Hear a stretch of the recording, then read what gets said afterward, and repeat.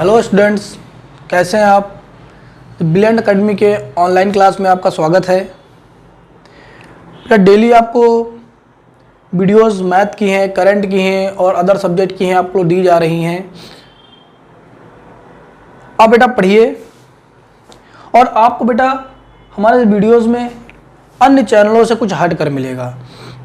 क्या हटकर? जैसे बेटा हमने आपको कल भी बताया था, आज फिर से बता देते हैं। हम वही क्वेश्चन बेटा आपके लिए लिखते हैं जो बेटा इंपॉर्टेंट होते हैं। आप अदर किसी चैनल पे अगर आप देखते हो करंट के क्वेश्चन, तो फर्जी क्वेश्चन, पार्ले जी के ब्रांड एम्बेसडर कौन बनाए गए हैं, मारुति सुजुकी के कौन नियुक्त किए गए हैं, कौन कहाँ के राजदूत बने हैं, फर्जी में कौन मर गया है। बड़ा फर्जी के क्वेश्चन नहीं पढ़ने हैं। अगर फर्जी पढ़ोगे तो 10-15 क्वेश्चन करंट के डेली हो जाएंगे। 2-4-10 दिन तो बहुत मजा आएगा। वाह, कितने नए नए क्वेश्चन पढ़ने को मिल रहा है। बड़ा जब 6 महीने 7 महीने साल भर का करंट एक साथ खोल कर देखोगे ना तो दिमाग चकरा जाएगा। इतना मोटा नोट हो जाएगा करंट का। हम बेटा आपके लिए इंपॉर्टेंट क्वेश्चन ही छांट कर लाते हैं। यही क्वालिटी है कि आप मैक्सिमम क्वेश्चन हमारे टॉपिक से पा जाएंगे और कम पढ़ना पड़ेगा आपको। डेली 5-6 क्वेश्चन, डेली 4-5-6 क्वेश्चन, उसमें से भी हम आपको इंपॉर्टेंट बता देते हैं कि ये क्वेश्चन आएंगे। और साथ में बेटा हम आपको विविध भी ऐसा बताते हैं जो बेटा इंपॉर्टेंट हो। फर्जी का विविध नहीं बता देते हैं कि उठा के आपको बता दे, आप लिख डालो A to Z, नहीं आएगा। बेटा आप किस पेपर की तैयारी कर रहे हो उस हिसाब से पढ़ाई करो बेटा। जब पेपर बेटा NTPC ग्रुप डी जैसे 2-2 महीने जब चलते हैं तब पेपर उठपटांग आता है, कहीं से भी पूछ लेगा। लेकिन वनडे का पेपर बेटा जो एक दिन में समाप्त हो जाता है, 2 शिफ्ट में समाप्त हो जाता है, 2 दिन में समाप्त हो जाता है, उसमें बेटा आपके सब्जेक्ट से ही क्वेश्चन ज्यादा पूछे जाते हैं। ठीक है, तो आप इधर उधर चक्कर में मन ना पढ़कर बेटा अपना टाइम मस्त वेस्ट करिए।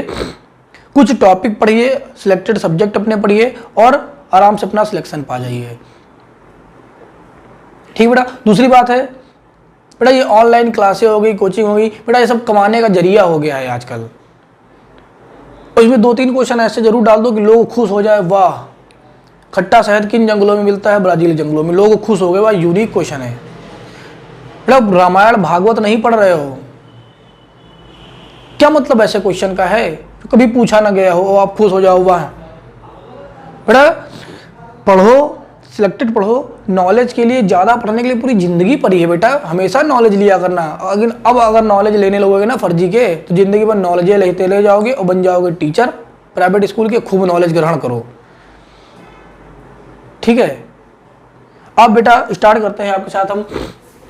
और देखोगे करंट क्वेश्चन है बेटा, T20 क्रिकेट में 9000 रन बनाने वाले विराट कोहली के बाद बेटा भारत के द्वितीय प्लेयर कौन बन गए हैं बेटा? तो आपके रोहित शर्मा। ये T20 में 9000 से ज्यादा रन बनाने वाले विराट कोहली के बाद आपके बेटा दूसरे खिलाड़ी भारत के बन गए हैं। ये क्वेश्चन आप याद रखिएगा, इंपॉर्टेंट क्वेश्चन होता है। क्रिकेट से रिलेटेड क्वेश्चन हर बार पूछे जाते हैं, हमने आपको पहले ही बता दिया था। एक क्वेश्चन 100% करंट से आएगा क्रिकेट से। फिर अगर देखोगे बेटा प्रधानमंत्री मातृ वय वंदना योजना, प्रधानमंत्री मातृ वंदना, बेटा वय नहीं है सीधी है, प्रधानमंत्री मातृ वंदना योजना है बेटा। प्रधानमंत्री मातृ वंदना योजना है। इसके क्रियान्वयन में सन 2020-21 में बेटा प्रथम स्थान किसने प्राप्त किया है? मध्य प्रदेश ने प्राप्त किया है। ये योजना बेटा है क्या? तो बेटा सबको पता होगा कि गर्भवती महिला को बेटा और बच्चे के जन्म होने के बाद बेटा सरकार पैसा देती है ताकि उनका पोषण स्तर सही रहे, वो अपना इलाज करा सकें। और साथ साथ बेटा और भी उनकी सुविधाएं दी जाती हैं। तो बेटा गर्भवती महिलाओं को सबसे ज्यादा पैसे बेटा किसने प्रदान किए हैं? फर्स्ट स्थान पे बेटा कौन रहा है इस योजना के तहत आपका? तो ये प्रधानमंत्री मातृ वंदना योजना। ठीक है बेटा, मध्य प्रदेश में पहला स्थान प्राप्त किया है, याद रखिएगा, बहुत ही ज्यादा इंपॉर्टेंट क्वेश्चन है। अगला क्वेश्चन अगर देखोगे बेटा कि शामिया शुलूह हसन किस देश की पहली महिला राष्ट्रपति बनी है बेटा? तंजानिया देश की। बेटा क्यों क्वेश्चन इंपॉर्टेंट हो जाता है बेटा? क्योंकि कोई महिला है, वो भी बेटा पहली बार। शामिया शुलूह हसन तंजानिया देश की पहली महिला राष्ट्रपति बनी है, इसलिए बेटा क्वेश्चन आपके लिए इंपॉर्टेंट हो जाता है, आप याद रखिएगा। अगला अगर देखेंगे बेटा कि बैकाल झील बेटा कहाँ पाई जाती है? बैकाल की सबको पता होगा, ये सबसे गहरी झील है, विश्व की सबसे गहरी झील है बेटा। कौन सी झील है आपकी? बैकाल झील। तो जरा इस झील में टेलीस्कोप जिसका नाम क्या है बेटा? Baikal GVD। बैकल बेटा बैकाल से याद रखना, बैकल GVD नाम का टेलीस्कोप बेटा किसने स्थापित किया? तो सबको पता होगा बेटा ये झील रूस में पाई जाती है, तो रूस देश ने ही स्थापित किया होगा। तो याद करना कितना आसान है। अगर बात करोगे बेटा झील से रिलेटेड क्वेश्चन तो एक दिन वीडियो बना देंगे आपसे। बैकाल बेटा, ये बैकाल विश्व की सबसे गहरी झील है। ट्रिक कैसे याद करोगे? इस झील में देखो ट्रिक कैसे, जब इस झील में झांकोगे तो अपना काल नजर आएगा, मतलब गहराई से डर जाओगे। बैकाल को देखकर अपना काल नजर आ गया, अर्थात बहुत गहरी झील है, विश्व की सबसे गहरी झील है। विश्व की सबसे ऊंची झील बेटा कौन सी है? ऊंचाई पर स्थित झील बेटा कौन सी है आपकी? तो कौन सी बेटा विश्व की सबसे ऊंचाई पर स्थित झील है बेटा आपकी? टिटिकाका झील। क्या नाम है बेटा? टिटिकाका झील। टिटिकाका झील बेटा, टिटिकाका झील। देखो इसको कैसे याद करोगे? टी और टी के ऊपर फिर टी लिख दो बेटा, तो देखो ऊंचाई हो गई नहीं हो गई? टी और टी के ऊपर टी, मतलब विश्व की सबसे ऊंचाई पर स्थित बेटा आपकी झील है टिटिकाका झील है। सबसे खारी पानी की झील बेटा कौन सी है? तो खारा पानी कैसा लगता है? कड़वा लगता है, तो कड़वा से क्या याद करोगे? कैस्पियन सागर। ये सबसे विश्व की सबसे खारी झील है बेटा कैस्पियन सागर। और सबसे मीठी झील कौन सी बेटा? मीठी झील हमें कैसी लगती है? स्वादिष्ट लगती है, सुपीरियर लगती है, तो सबसे मीठे पानी की झील आपकी सुपीरियर झील है। इतने क्वेश्चन आप याद रखिएगा। नेक्स्ट वीडियो में बेटा हम आपको झील के बारे में बता देंगे, आप करंट पढ़िए, ठीक है। तो अगला अगर देखेंगे बेटा आप down under the dome. Down under the dome बेटा डिजिटल पुस्तक है, ये बेटा किसने लिखी है आपकी? तो बेटा स्वाति पांडे और आर्किडा मुखर्जी। स्वाति पांडे और आर्किडा मुखर्जी ने बेटा मिलकर ये पुस्तक लिखी है डाउन अंडर द डोम। बेटा डिजिटल पुस्तक है बेटा, भारत की है, ठीक है। तो स्वाति पांडे और आर्किडा मुखर्जी ने लिखी, याद रखिएगा।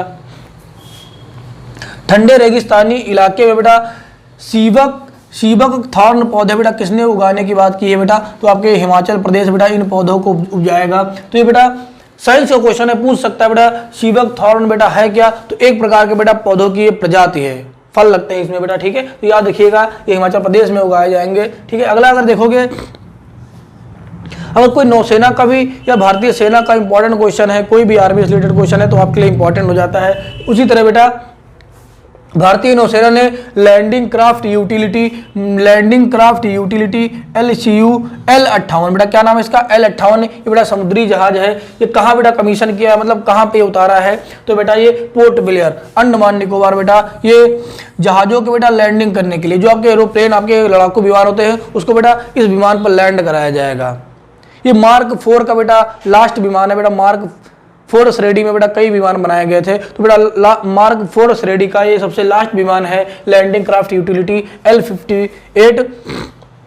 ये कहाँ उतारा गया बेटा? Port Blair, Andaman Nicobar. जब अंडमान निकोबार का बात आ गई है तो आप याद रखना, फिर रिवीजन करा देते हैं। बैरन द्वीप ज्वालामुखी भारत का एकमात्र सक्रिय ज्वालामुखी अंडमान निकोबार द्वीप में पाया जाता है। नारकोंडम भारत का एकमात्र सुसुप्त ज्वालामुखी है, ये कहाँ पाया जाता है? आपका अंडमान निकोबार में पाया जाता है। और सबसे ऊंची चोटी कौन है बेटा? सैंडल पीक है, तो याद रखिएगा।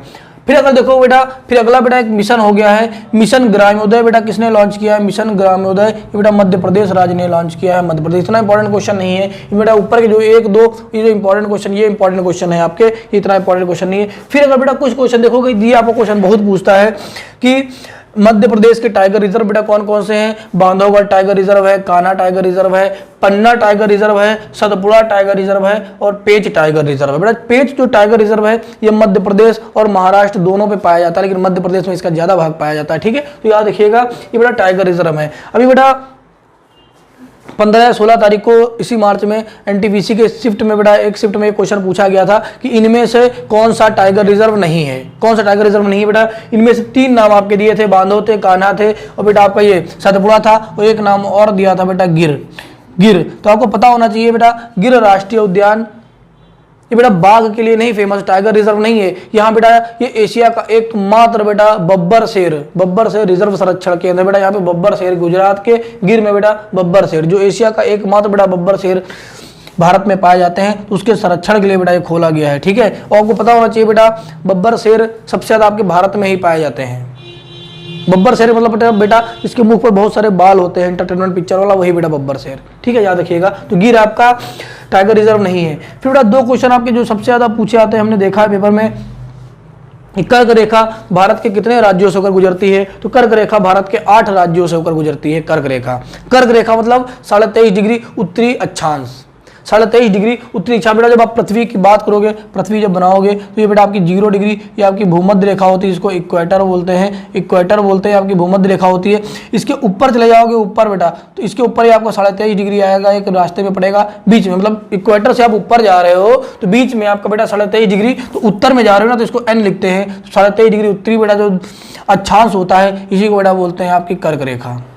और 23.5 डिग्री अगर दक्षिण में नीचे आ रहे हो, 23.5 डिग्री अगर आप दक्षिण में आ रहे हो, साउथ में आ रहे हो, ऐसे मतलब साउथ, तो आपकी मकर रेखा पड़ेगी। ठीक है बेटा, मकर रेखा। तो इक्वेटर रेखा कहाँ से आती है, भूमध्य रेखा कहाँ से आती है, इक्वेटर मतलब मकर रेखा कहाँ से गुजरती है, कर्क रेखा कहाँ से गुजरती है। विश्व के देश भी इंपॉर्टेंट है, लेकिन यहाँ सिर्फ आपसे भारत की बात कर रहे हैं बेटा। तो याद रखिएगा जो आपकी ये कर्क रेखा है ये भारत के 8 राज्यों से गुजरती है, गुजरात, राजस्थान, मध्य प्रदेश, छत्तीसगढ़, झारखंड, पश्चिम बंगाल, त्रिपुरा और मिजोरम। गुजरात, राजस्थान, मध्य प्रदेश, छत्तीसगढ़, झारखंड, पश्चिम बंगाल, त्रिपुरा और मिजोरम। बेटा आपको पता होना चाहिए इनमें से 2 राज्य हैं, त्रिपुरा और मिजोरम, बेटा ये पूर्वोत्तर भारत के हैं, भारत के पूर्व में स्थित राज्य हैं। ठीक है, ये क्रम से बेटा लगा है। अगर पश्चिम से आप पूर्व में जा रहे हो, भारत के मैप अगर देखोगे, भारत का बेटा अगर मैप आप देख रहे हो बेटा, अच्छे से भारत का मैप अगर आप देख रहे हो तो ये आपका बेटा पश्चिम होता है, ये आपका पश्चिम होता है, पश्चिम भारत होता है आपका, ये आपका पूरब होता है, पूर्व होता है आपका, पूरब होता है, ऊपर ये उत्तर होता है और नीचे आपका बेटा ये दक्षिण होता है। अपना मैप बेटा हमेशा याद करना, याद रखो। ठीक है, जो चीज़ आप देखना चाहते हो उधर मुंह करके खड़े हो जाओ, दाहिने हाथ की तरफ हमेशा पूरब होगा, ठीक है, बाएं हाथ की तरफ पश्चिम होगा, सर की तरफ उत्तर, पैर की तरफ दक्षिण। तो बेटा अगर बात करोगे पश्चिम से पूरा का चलना स्टार्ट कर रहे हो तो पहला आपका गुजरात पड़ेगा, फिर राजस्थान पड़ेगा, फिर मध्य प्रदेश पड़ेगा, देखो गुजरात है, राजस्थान है, मध्य प्रदेश है, फिर आपका छत्तीसगढ़ पड़ेगा, फिर झारखंड पड़ेगा, फिर यहाँ पे आपका पश्चिम बंगाल पड़ेगा, फिर यहाँ पे आपका त्रिपुरा, फिर यहाँ पे मिजोरम। तो पश्चिम से पूरब बेटा क्रम से है लिखा है, इनमें से 2 राज्य हैं बेटा आपके, ये आपके बेटा पूरब में पाए जाते हैं, त्रिपुरा और मिजोरम। तो बेटा ये याद रखिएगा, इंपॉर्टेंट क्वेश्चन है, क्रम लगाने को कभी कभी पूछ लेता है। ठीक है, तो याद रखिएगा ये। ठीक है, अगला बेटा अगर आप देखेंगे कि भारत की बेटा मानक समय रेखा कौन सी है बेटा, तो 82.5 डिग्री पूर्वी देशांतर। बेटा दोनों याद रखिएगा, 82.5 डिग्री पूर्वी भी है और देशांतर भी है। पश्चिमी लगा देगा यहाँ पर 82.5 डिग्री पश्चिमी देशांतर कर देगा, गलत है, या 82.5 डिग्री पूर्वी अक्षांश कर देगा तब भी गलत है। 82.5 डिग्री पूर्वी भी होना चाहिए और देशांतर भी होना चाहिए। भारत की मानक समय रेखा है, ये भारत के 5 राज्यों से होकर गुजरती है, उत्तर प्रदेश, मध्य प्रदेश, छत्तीसगढ़, उड़ीसा और आंध्र प्रदेश। और उत्तर प्रदेश में बेटा ये इलाहाबाद के नैनी से होकर जाती है। अगर नैनी विकल्प में नहीं मिलता है और इनमें से कोई भी विकल्प नहीं तो आप मिर्जापुर अगर दिया रहता तो मिर्जापुर को बेटा भी आप टिक कर सकते हो। ठीक है, लेकिन नैनी आपका ज़्यादा सही है, तो याद रखिएगा। ठीक है, फिर इसके बाद बेटा अगर देखोगे विविध में हमने कुछ कांग्रेस से इंपॉर्टेंट क्वेश्चन डाल दिए कि लगातार देख रहे हैं, एनटीपीसी में पूछे जा रहे हैं, अन्य पेपरों में भी पूछे जा रहे हैं। ठीक है, तो कई बेटा क्वेश्चन कांग्रेस से इंपॉर्टेंट क्वेश्चन होते हैं। हाँ, आपको बताते हैं कांग्रेस की स्थापना कब हुई थी, सबको पता होगा 28 दिसंबर 1885 में ए.ओ. ह्यूम द्वारा बेटा कांग्रेस की स्थापना हुई थी। तो पूछा जाता है बेटा कांग्रेस के जनक कौन है, कांग्रेस के पिता कौन है, बेटा कौन है बेटा, ए ह्यूम थे बेटा। ठीक है, इन्होंने कब की थी, 28 दिसंबर 1885 में। नेक्स्ट क्वेश्चन अगर देखोगे बेटा कि बेटा किसने सोचा था कि कांग्रेस की स्थापना की जाए, तो बेटा लॉर्ड डफरिन के दिमाग की उपज मानी जाती है। लॉर्ड डफरिन के बेटा उस समय आपके ये वायसराय भी थे भारत के। ठीक है बेटा, तो ये भी याद रखिएगा। ठीक है, लॉर्ड डफरिन के दिमाग की उपज थी ये। फिर अगर देखोगे धन के निष्कासन का सिद्धांत बेटा किसने दिया था, बहुत इंपॉर्टेंट क्वेश्चन है, कई बार पूछा जाता है। धन के निष्कासन का सिद्धांत किसने दिया, poverty and un-British rule in India, ये पुस्तक बेटा किसने लिखी, और भारतीय राष्ट्रीय कांग्रेस का नाम बेटा किसने रखा। ठीक है बेटा, इसका नाम तो सिर्फ कांग्रेस था, लेकिन भारतीय राष्ट्रीय कांग्रेस इसका किसका नाम रखा, तो तीनों का बेटा एक ही आंसर है, दादा भाई नौरोजी। इन्होंने बेटा धन के निष्कासन का सिद्धांत दिया।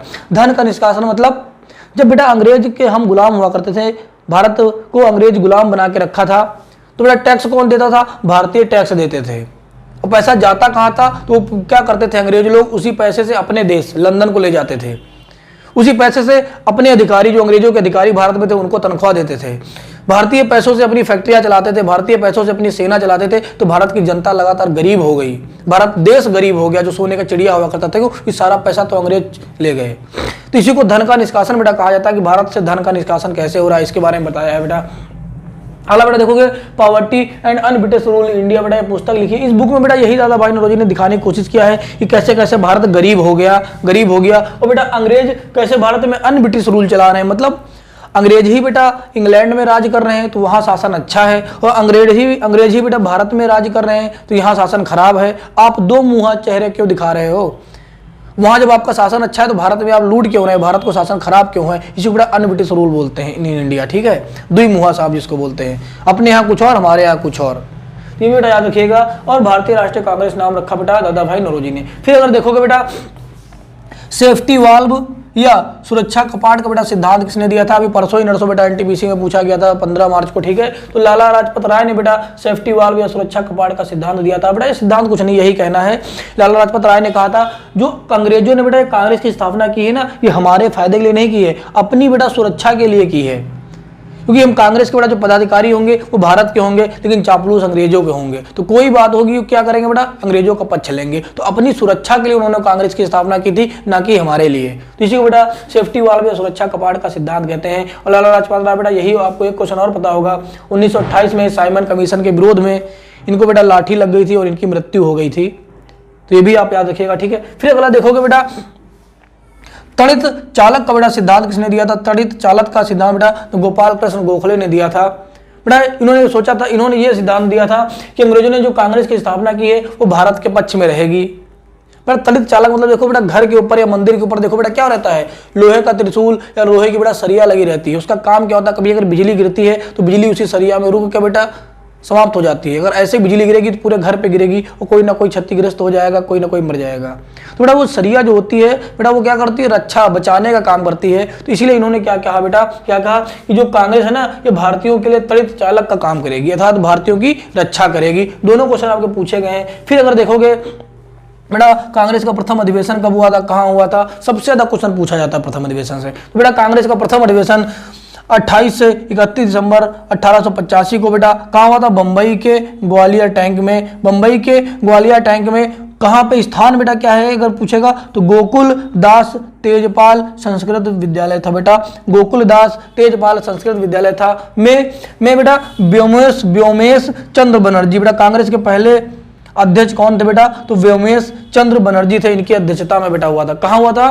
मुंबई के ग्वालियर टैंक में गोकुल दास तेजपाल संस्कृत विद्यालय में व्योमेश चंद्र बनर्जी की अध्यक्षता में हुआ था। कांग्रेस की बेटा पहली महिला अध्यक्ष कौन है बेटा? एनी बेसेंट है, जो 1917 के कलकत्ता अधिवेशन में बनी थी बेटा अध्यक्ष, ठीक है बेटा। और बेटा आपको पता है एनी बेसेंट ने भारत के रहने वाली नहीं थी, तो ये बेटा भारत की प्रथम महिला तो अध्यक्ष हैं, लेकिन अगर पूछता है भारत की प्रथम भारतीय महिला अध्यक्ष, भारत की प्रथम भारतीय महिला अध्यक्ष बेटा कौन थी? तो बेटा आपकी सरोजिनी नायडू जी थी, क्योंकि वो भारत की रहने वाली थी, ये भारत की रहने वाली नहीं थी। बेटा कुछ क्वेश्चन और आपके बचते हैं कांग्रेस से इंपॉर्टेंट, वो कल के विविध के वीडियो में हम डाल देंगे, तो वीडियो बड़ा हो जाएगा। अब कम वीडियो में बड़ा धमाका, ज्यादा क्वेश्चन आप याद करिए। इसी आप मिलते हैं बेटा नेक्स्ट क्लास में। थैंक यू बेटा।